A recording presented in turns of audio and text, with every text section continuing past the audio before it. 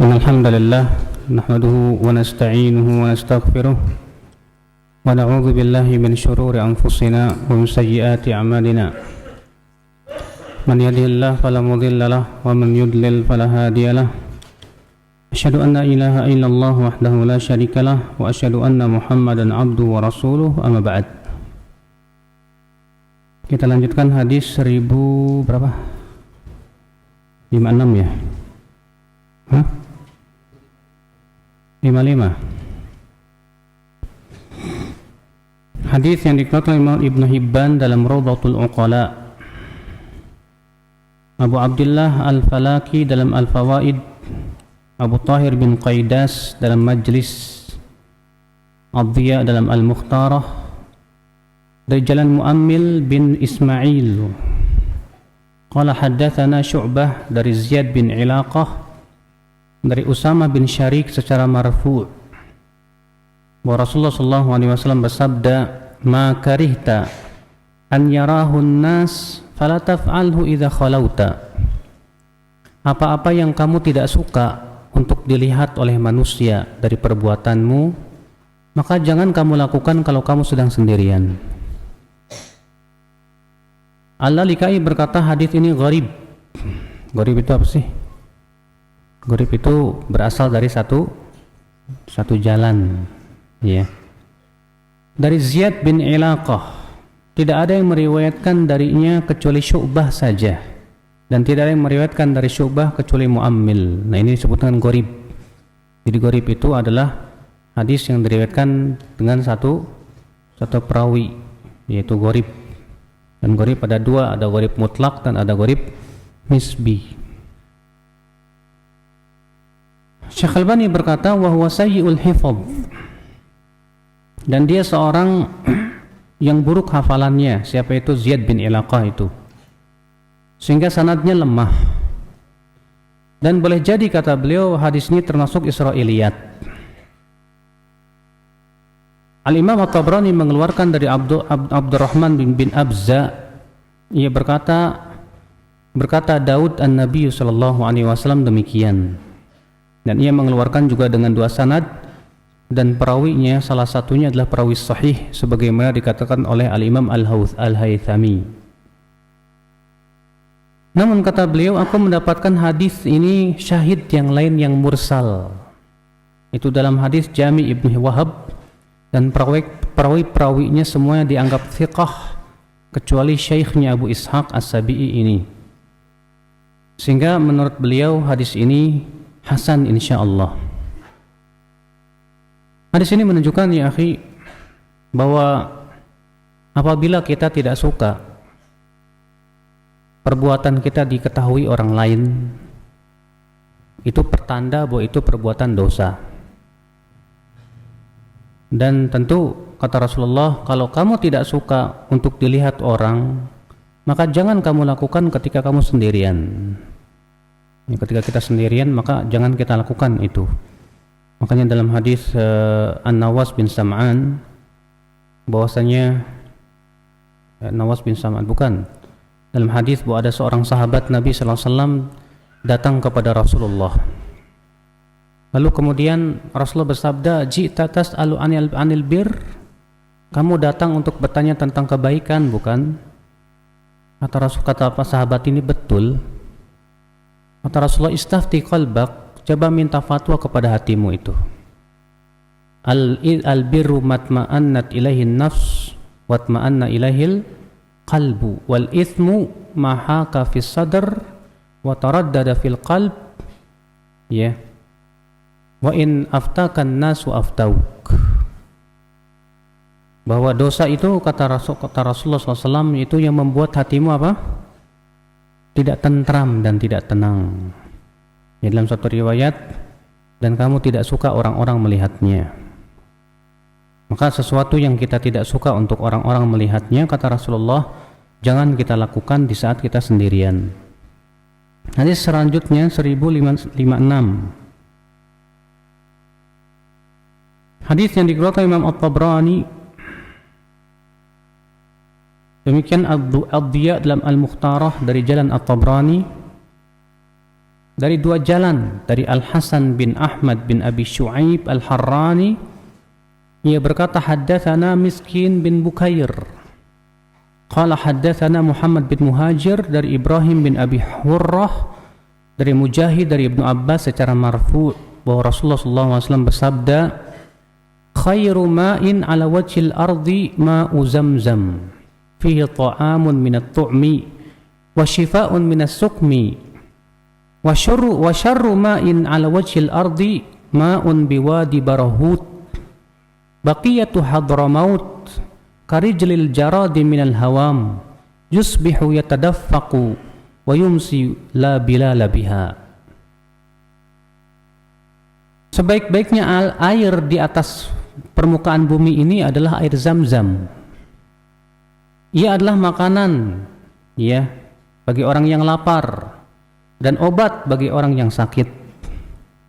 Dan seburuk-buruk air di permukaan bumi adalah air yang ada di sebuah lembah namanya Barahut di daerah Hadramaut. Ia bagaikan kaki belalang dari binatang. Di waktu pagi ia memancar dan di waktu sore tidak ada air tidak ada basah padanya.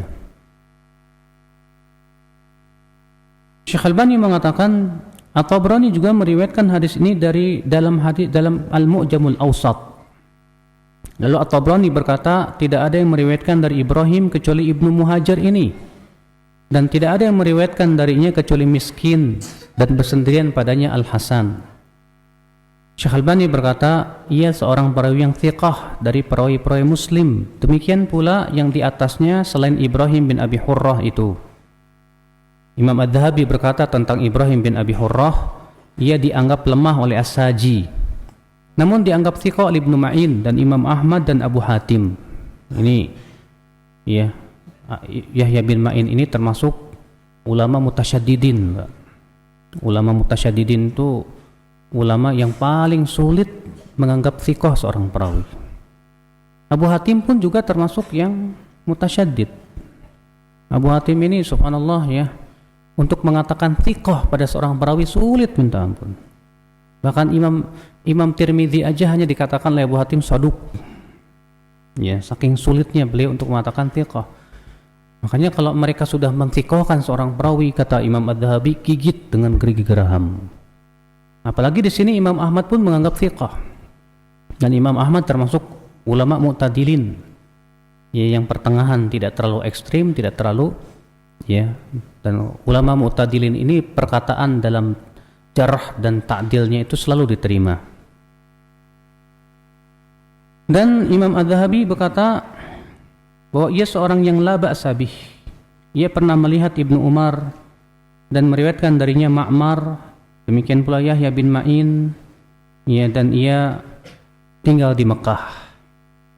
Berarti kata Syekh Albani, sanad hadis ini hasan. Paling banter hadis paling rendah derajatnya apa? Hasan. Hadis ini menunjukkan akal Islam bahwa sebaik-baiknya air di muka bumi adalah air Zam-Zam. Di mana memang air Zam-Zam itu berkah, Pak. Kata Rasulullah, ma'u Zam-Zam lima syuribalah. Air Zam-Zam itu tergantung niat minumnya apa. Makanya ketika kita umroh kan ya, disyariatkan kita setelah salat 2 rakaat tawaf itu kita pergi ke tempat air Zam-Zam. Kemudian disunahkan diguyurkan ke kepala. Dahulu Imam Al-Hafidh Ibnu Hajar ketika mengguyurkan air Zam-Zam ke kepalanya, beliau berdoa, ya Allah berikan aku hafalan seperti hafalannya Imam Adz-Dzahabi. Ternyata Allah kabulkan. Lalu Imam As-Suyuti demikian beliau melakukan. Ketika beliau mengguyurkan ke kepalanya Zam-Zam, beliau berdoa, ya Allah berikan aku hafalan seperti hafalannya Al-Imam Ibnu Hajar Al-Asqalani. Ternyata Allah kabulkan juga. Antum doanya apa? Ya, dengan kayak Imam Adz-Dzahabi kayaknya mustahil kita ini, Pak. Error terus hafalannya. Ya. Nah, ini menunjukkan akal Islam air Zam-Zam itu masya Allah. Kata Rasulullah, 5 syuribalah, tergantung niat apa kita meminumnya. Dan hadis ini juga menunjukkan di antara fungsi air Zam-Zam itu makanan buat orang yang lapar.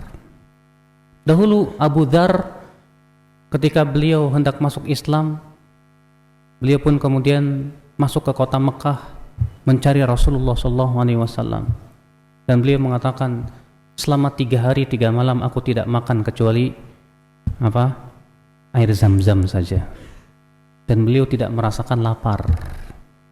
Makanya subhanallah, ya, air zam-zam itu sebagai makanan juga, sebagai obat juga kata Rasulullah. Syifa, ya, minas sukmi, kesembuhan, obat buat penyakit.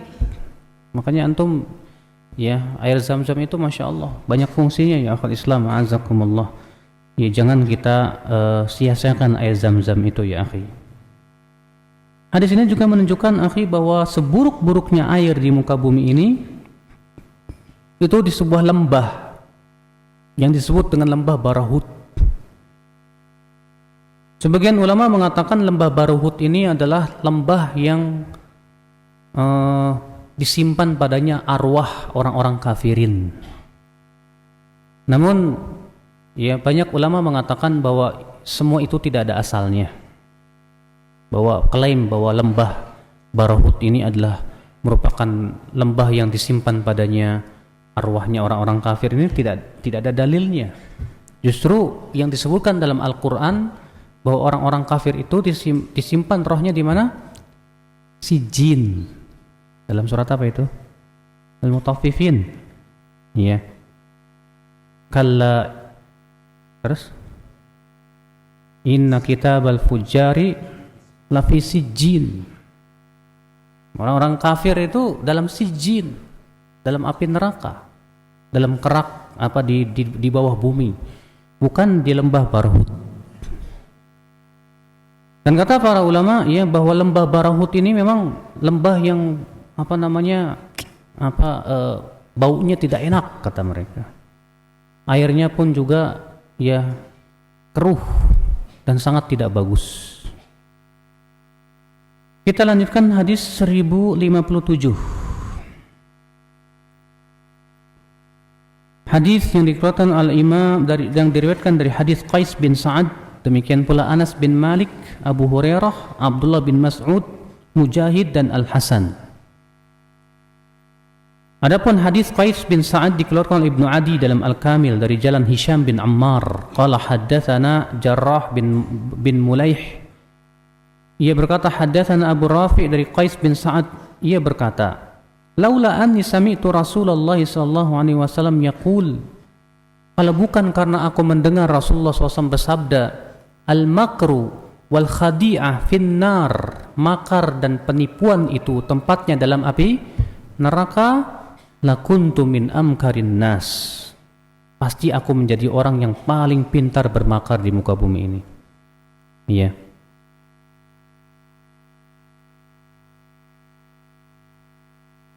Hadis ini kata Al-Hafidz Ibnu Hajar, sanadnya la ba'sa bih, tidak mengapa. La ba'sa bih ini biasanya hadisnya hasan ya. Dan ia dimutaba'at oleh Al-Haytham bin Kharijah. Ia berkata haddatsana Al-Jarrah bin Mulaih Al-Bahrani dengannya. Dan kemudian beliau membawakan riwayat-riwayat yang lainnya, di mana kesimpulannya bahwa hadis ini sahih. Hadis ini menunjukkan akhi, dilarangnya perbuatan makar, demikian pula khadi'ah, yaitu penipuan. Makar bukanlah sifat orang yang beriman, karena makar itu Pak selalu identik dengan keburukan. Seseorang bermakar untuk mencelakakan orang, bermakar untuk bagaimana supaya orang lain itu jatuh, itulah makar. Kalau ada orang berkata, bukankah Allah mensifati dirinya dengan makar? Allah berfirman, wa makaru wa makarallah wallahu khairul makirin. Mereka bermakar dan Allah pun bermakar, dan Allah sebaik-baiknya yang bermakar. Bukankah makar itu dalam api neraka? Tapi kenapa Allah mensifati dirinya dengan makar? Jawabnya, makar menjadi sempurna kalau untuk membalas orang-orang yang ingin bermakar. Makanya Allah tidak menjadikan sifat makar ini secara mutlak, Pak. Dan ini perlu harus kita pahami Pak, bahwa tidak setiap sifat Allah bisa dimutlakan untuk Allah begitu. Ya, seperti misalnya sifat makar. Tidak bisa dikatakan Allah maha pemakar. Tapi kita katakan Allah maha mampu untuk membalas makarnya orang-orang yang ingin bermakar. Ya. Banyak sifat kalau kita mutlakan menjadi kurang. Contoh misalnya Allah murka kepada orang kafir, murka. Tapi tidak boleh dimutlakan Allah maha pemurka, Allah maha pemarah. Karena itu menjadi sesuatu yang kurang bagi Allah Subhanahu wa taala. Makanya di sini yang harus kita pahami ya, bahwa sifat-sifat ada yang merupakan sempurna dari seluruh sisi-sisinya, sempurna bagi Allah Subhanahu wa taala. Seperti sifat melihat, mendengar, hidup, kuasa, berilmu, itu sempurna dari seluruh sisi-sisinya. Tapi ada juga sifat yang kalau dimutlakan menjadi kurang. Iya, maka pada waktu itu tidak boleh dimutlakan kepada Allah Subhanahu wa taala. Kita tetapkan dari sisi sempurnanya saja, yaitu bahwa Allah mampu membalas orang yang ingin bermakar. Bahwasanya Allah murka, marah kepada orang-orang yang menentang perintah-perintahnya. Ini akal Islam, azakumullah. Iya. Namun kata para ulama, penipuan atau menipu terkadang menjadi boleh di saat maslahatnya lebih besar, seperti dalam perang. Sebagaimana kata Rasulullah, tidak ada dusta kecuali pada 3 keadaan. Di antaranya dusta dalam perang, tauriyah. Ya.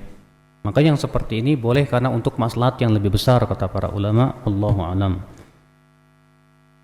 Hadis selanjutnya, hadis yang diriwayatkan Ibnu Hibban, At-Tabrani dalam Al-Mu'jamul Shaghir, demikian pula Al-Mu'jamul Kabir, Abu Nuaim dalam Al-Hilyah, dari beberapa jalan dari Abu Khalifah Al-Fadl bin Hubab. Ia berkata, haddatsana Uthman bin Al-Haytham Al-Muadzin qala haddatsana Abi, dari Asim dari Zir bin Hubaish dari Abdullah bin Mas'ud.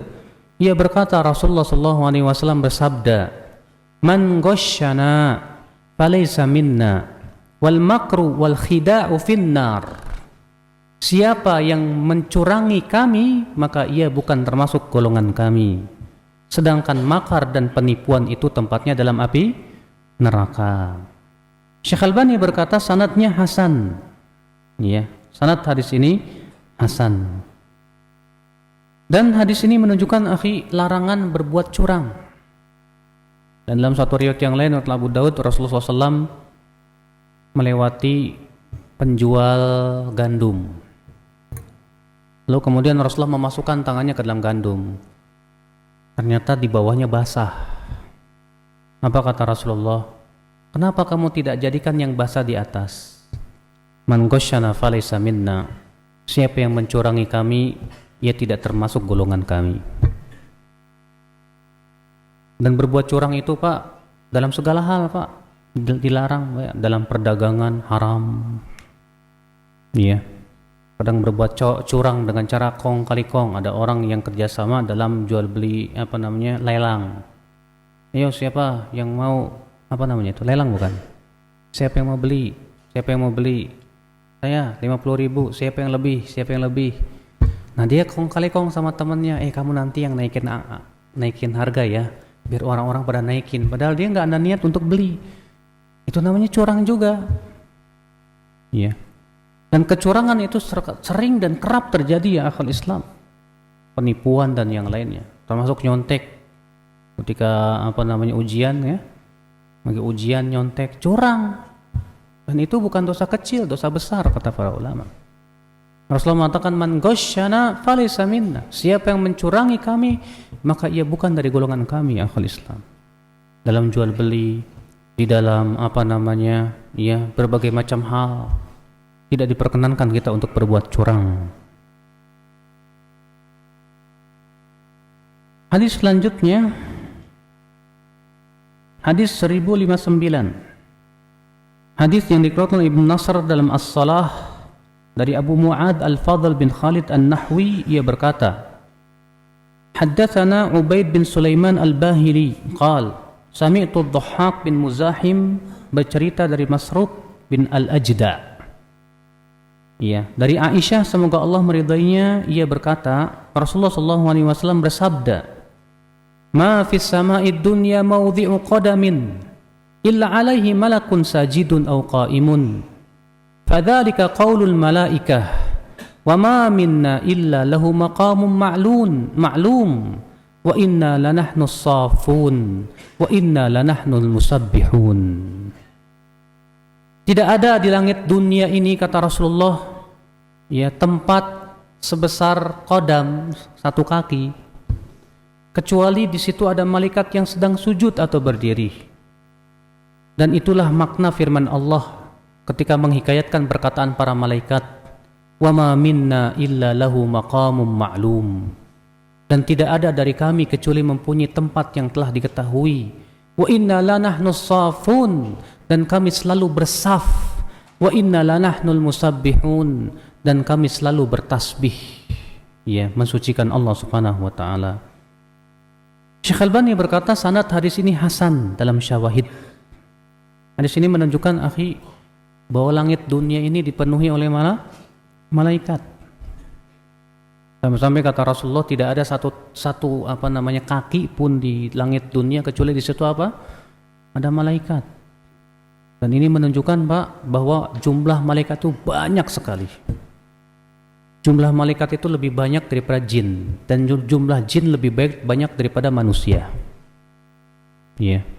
Bayangkan Baitul Ma'mur saja, kata Rasulullah, setiap harinya dimasuki oleh 70.000 malaikat yang berbeda. Ya, itu menunjukkan betapa banyaknya malaikat, ya akhal Islam azakumullah. Hadis ini juga menunjukkan, ya akhi, bahwa malaikat itu diperintahkan oleh Allah hanya untuk ibadah saja. Dan subhanallah Pak, ya, malaikat itu makhluk yang sangat luar biasa kuatnya Pak. Iya, kuat sekali malaikat itu. Dan antum tahu gunung itu dijaga oleh malaikat penjaga gunung. Ketika Rasulullah SAW diusir dari Taif, didatangi oleh malaikat gunung. Lalu malaikat gunung berkata, "Wahai Muhammad, in syi'ta atbaqtu alaihim akhsyabain." Kalau kamu mau, aku akan angkat 2 gunung akhsyab ini, aku timpakan kepada mereka. Namun Pak, kalau kita perhatikan, ya, kasih sayang Allah luar biasa. Di saat Allah menciptakan malaikat yang sangat kuat, Allah tidak menciptakan hawa nafsu pada mereka. Tapi ketika manusia itu punya hawa nafsu, Allah jadikan manusia lemah. Manusia lemah tidak? Lemah. Bayangkan kalau manusia itu kekuatannya seperti malaikat, hancur dunia ini Pak. Ya, manusia kan kerjaannya berantem, ya. Jadi pendekar dikit aja udah petantang petenteng, berantem sana sini. Gimana kalau kuatnya kayak malaikat coba? Ya. Maka Allah jadikan manusia lemah. Tapi ketika malaikat itu sangat kuat badannya, Allah tidak berikan hawa nafsu kepada mereka. Allah jadikan mereka selalu beribadah kepada Allah. Apalagi malaikat pemikul arash yang disebutkan oleh Rasulullah, ya, dalam suatu hadis, kakinya itu menembus bumi dan arash itu berada di atas tanduknya. Besarnya minta ampun. Jarak antara daging telinga dengan bahunya itu 700 tahun perjalanan yang ditempuh oleh kecepatan burung yang terbang. Luar biasa, kuat sekali malaikat itu Pak. Tapi subhanallah, ya, makhluk-makhluk yang begitu kuat itu tugasnya hanya untuk ibadah kepada Allah saja. Iya, Allah Maha kasih sayang, ya akal Islam. Makanya yang antum lihat-lihat di film itu, ya, dinosaurus, wah gede gitu, nggak sesuai dengan rahmat dan kasih sayang Allah. Itu kan cuma khayalannya orang Amerika Pak. Ya, ada dinosaurus, ada binatang-binatang besar. Mana mungkin, ya akal Islam azakumullah. Baik, hadis selanjutnya, hadis 1060. Hadis yang dikeluarkan Ibnu Nasr dalam As-Salah dari Sofwan bin Muharriz dari Hakim bin Hizam. semoga Allah meridainya, ia berkata, bainama Rasulullah SAW ma'a ashabihi radhiyallahu anhum idh qala lahum, ketika Rasulullah SAW bersama para sahabatnya, tiba-tiba beliau bersabda, hal tasma'una ma asma', apakah kalian mendengar apa yang aku dengar? Qalu ma nasma' min syai', para sahabat berkata, kami tidak mendengar apapun. Qala inni la asma' atitas sama', aku mendengar langit mengerang. Wa matulamu anta'id, dan tidak tercela kalau langit itu mengerang. Ma fiha mawdhi'u shibrin illa wa alaihi malakun sajidun aw qa'imun, karena di langit itu, kata Rasulullah, tidak ada tempat sejengkal kecuali di situ ada malaikat yang sedang sujud atau berdiri. Masya Allah, berarti banyak sekali ya jumlah malaikat itu. Hadis ini menunjukkan ya akhul Islam, di antara mukjizat yang Allah berikan kepada Rasulullah, Rasulullah bisa mendengar yang tidak bisa didengar oleh manusia. Rasulullah diperdengarkan adab kubur. Bayangkan Pak, kalau antum mendengar adab kubur nggak bisa makan Pak. Alhamdulillahnya adab kubur itu tidak diperdengarkan kepada kita, supaya tenang hidup kita. Rasulullah bisa mendengar langit mengerang. Banyak sekali ya akhul Islam mukjizat yang Allah berikan kepada Rasulullah sallallahu alaihi wasallam. Hadis selanjutnya, hadis 1061. Hadis yang dikeluarkan Ibn Nasr juga dalam As-Salah, ia berkata, haddatsana Ishaq bin Ibrahim qala akhbarana Abu Usamah qala haddatsana Sulaiman bin Al-Mughirah dari Thabit Al-Bunani dari Abdurrahman bin Abi Layla dari Suhaib, ia berkata, Suhaib bin Abi Sinan ini seorang sahabat Nabi, di mana beliau diberikan kunyah Abu Yahya. Gara-garanya beliau meninggalkan semua hartanya di Mekah. Beliau tinggalkan semuanya di jalan Allah. Yang kemudian Rasulullah memberikan kunyah kepada dia apa? Abu Yahya. Gara-gara itulah saya kemudian pengen jadi Abu Yahya juga. Itu sejarahnya Pak. Kata Suhaib, kana idza shalla hamas. Rasulullah SAW pernah waktu sholat itu hamas. Hamas itu berbicara pelan. Ya. Faqala afatintum lidzalik. Kata Rasulullah kepada para sahabatnya, kalian menyadari itu, tahu? Ya. Inni dzakartu nabiyyan minal anbiya. Tadi waktu sholat aku ingat seorang nabi terdahulu. U'tiya junudan min qaumi. Diberikan oleh Allah pasukan dari kaumnya. Ya. Faqal, lalu Nabi itu berkata, man yukafi haula atau man yuqatil haula.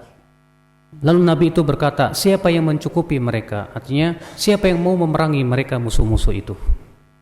Atau kalimatan shibhuha, atau kalimat yang serupa dengannya.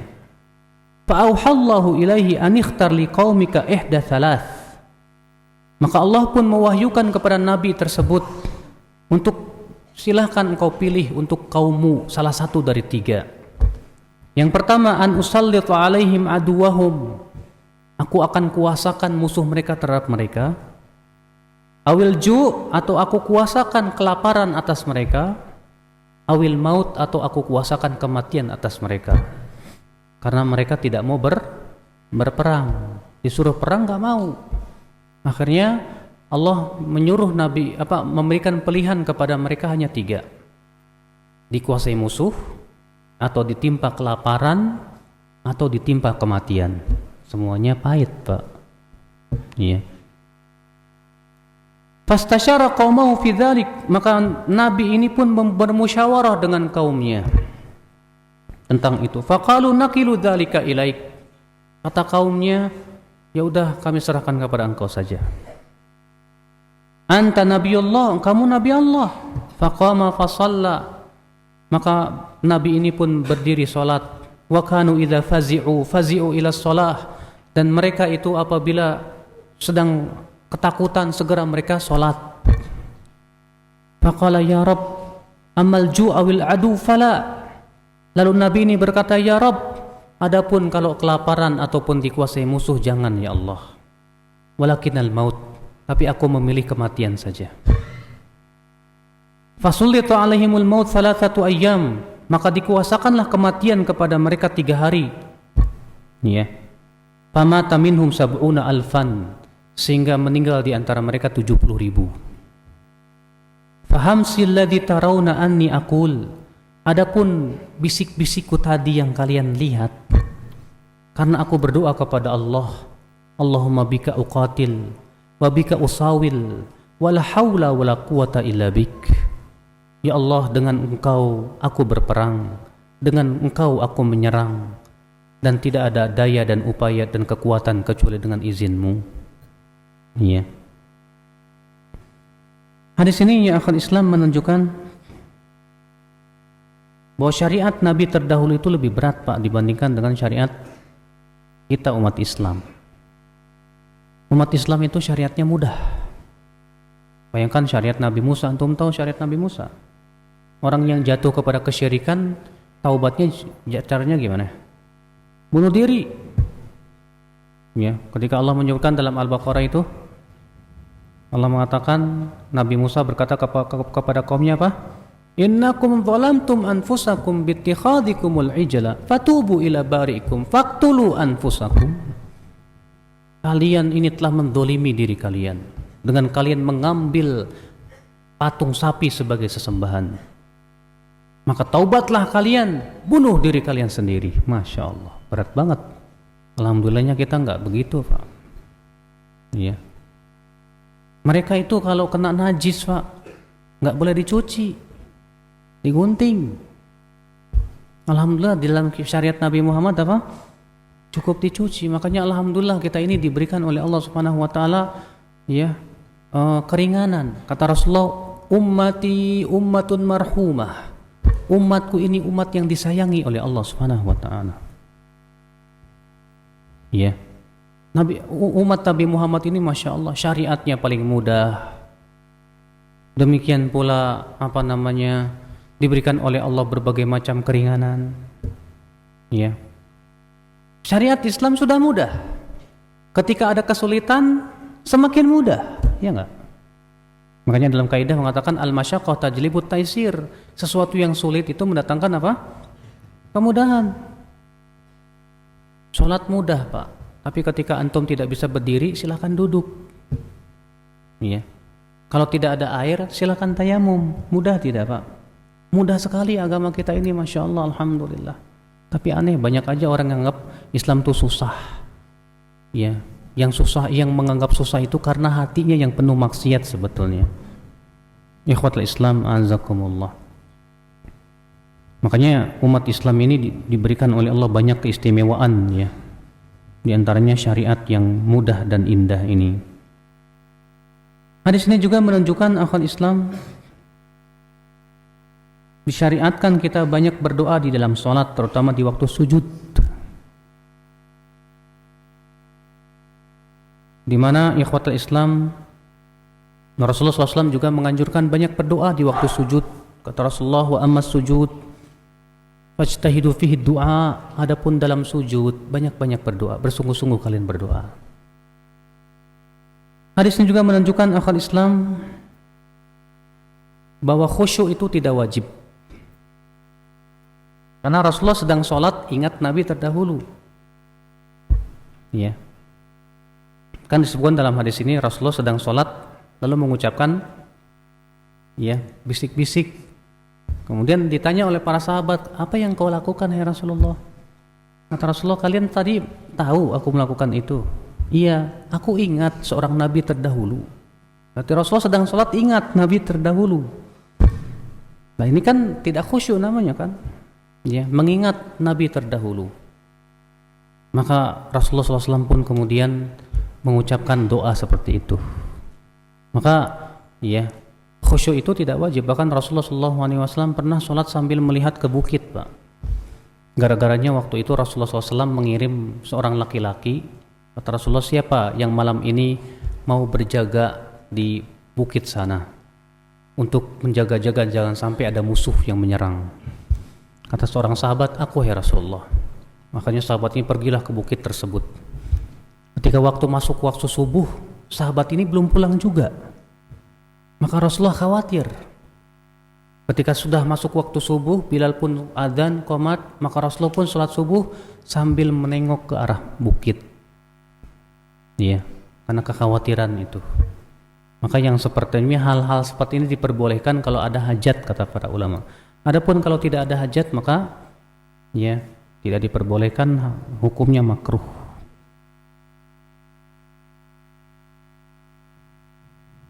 Baik, hadis selanjutnya. Hadis 1062. Hadis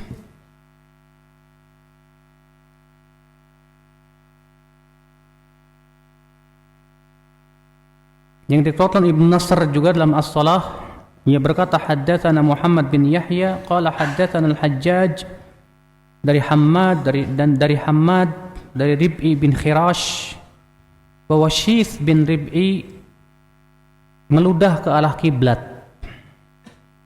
Maka Hudzaifah berkata, sesungguhnya Rasulullah sallallahu alaihi wasallam bersabda, "Idza qama ahadukum aw qala rajul fi salatihi yuqbilu Allahu alaihi biwajhihi fala yabzuqanna ahadukum fi qiblatihi wala yabzuqanna an yaminihi fa inna katibal hasanati an yaminihi walakin liyabzuqanna an sima an yasarihi." Apabila salah seorang dari kalian berdiri ya dalam salatnya, maka Allah akan menghadap dengan wajahnya. Maka janganlah ia meludah ke arah kiblat, jangan pula meludah ke kanannya, karena di kanannya itu ada malaikat yang menulis kebaikannya. Akan tetapi meludahlah ke sebelah kirinya. Dalam satu riwayat, atau kamu lakukan begini. Rasulullah SAW mengambil kainnya, ludah, kemudian digosok-gosok. Ya. Hadis ini menunjukkan larangan meludah ke arah kiblat. Dan larangan meludah ke arah kiblat itu mutlak, baik dalam salat maupun di luar salat. Dalam salat ini hadisnya. Adapun di luar salat hadis man tafala qiblal qiblah jaa yaumal qiyamah wa tiflatuhu baina ainaihi. Siapa yang meludah ke arah kiblat, kata Rasulullah, maka ia akan datang pada hari kiamat dalam keadaan ludahnya itu nempel di antara matanya. Ya. Ini menunjukkan, kata para ulama, tidak boleh meludah ke kiblat mutlak, baik dalam sholat maupun di luar sholat, baik dalam bangunan maupun di luar bangunan.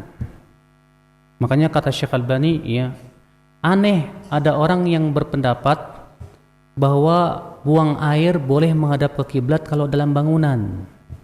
Kalau di luar bangunan enggak boleh. Maka kita katakan subhanallah, sekarang meludah saja ke arah kiblat enggak boleh walaupun dalam bangunan. Sekarang lebih buruk mana, Pak? Ludah atau tinja? Buang air besar dan buang air kecil tuh lebih berat daripada ludah, Pak. Masa ludah tidak boleh kemudian buang air boleh? Karena tujuannya apa? Tujuannya adalah untuk menghormati apa? Ka'bah. Ya, selama itu untuk menghormati Ka'bah, tidak ada bedanya antara dalam ruangan maupun di luar ruangan. Tidak ada bedanya. Maka hadis ini menunjukkan ya haramnya meludah ke arah kiblat. Demikian pula tidak boleh meludah ke arah kanan. Tapi diizinkan Rasulullah meludah ke arah kiri. Kalau sholat sendirian. Kalau sholat berjamaah jangan, Pak, temennya diludahin. Ya. Hah? Apa? Buang air membelakangi kiblat tetap tidak boleh. Karena pendapat yang rajih, wallahu a'lam, bahwasanya buang air menghadap dan membelakangi itu tidak diperkenankan, dilarang oleh Rasulullah SAW dengan ucapannya.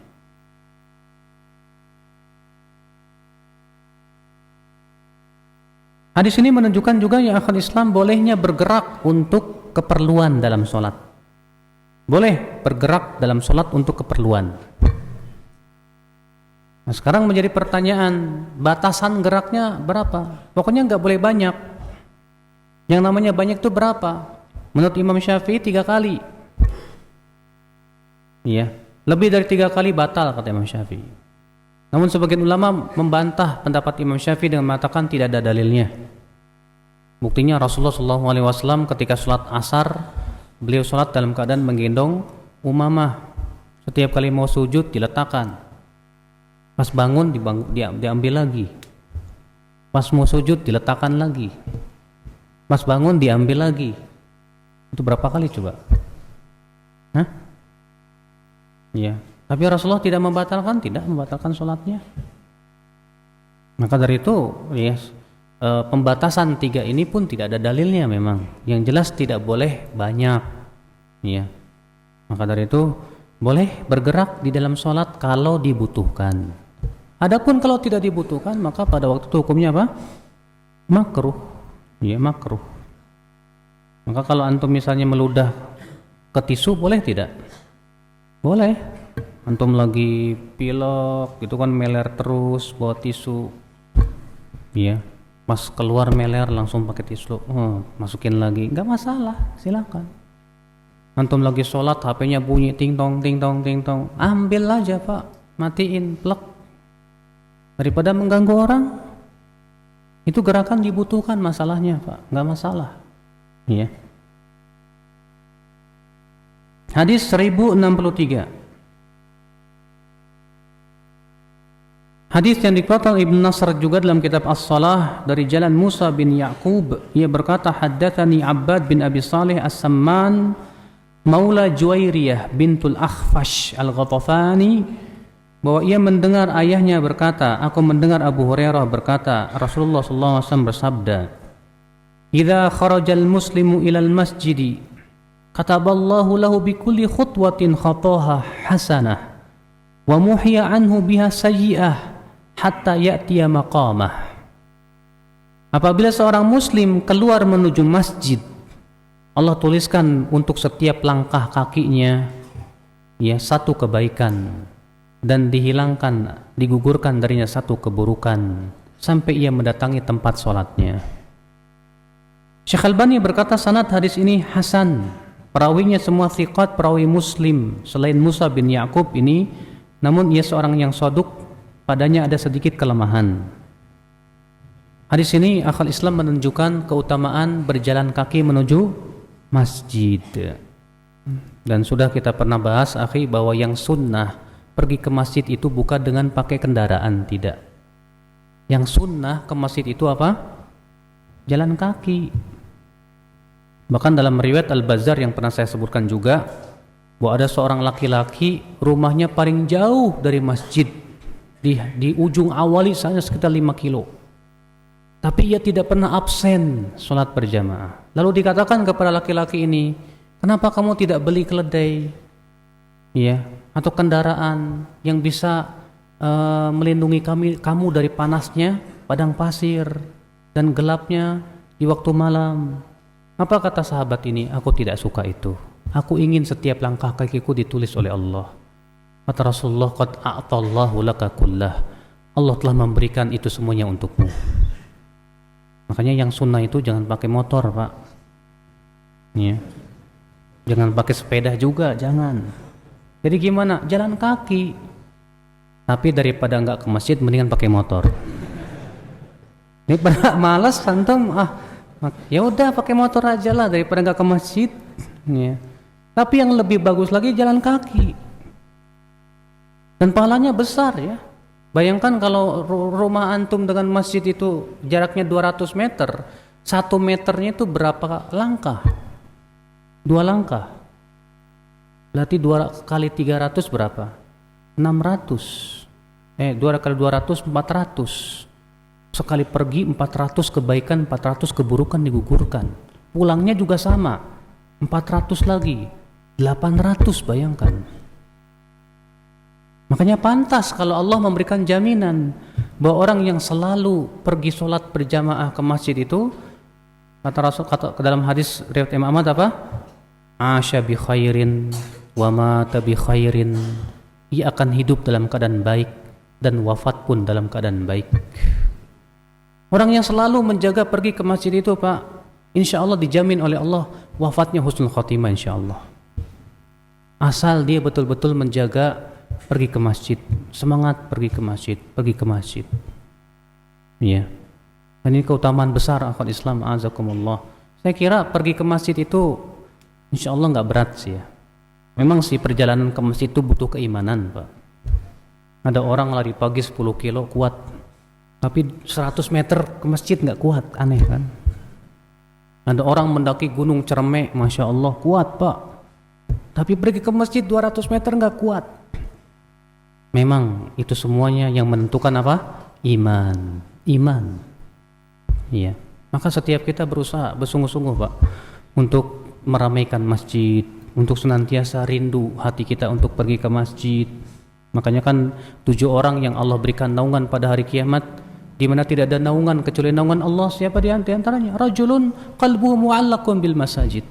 Seorang yang hatinya selalu terpaut dengan masjid, selalu rindu untuk pergi ke masjid. Masya Allah.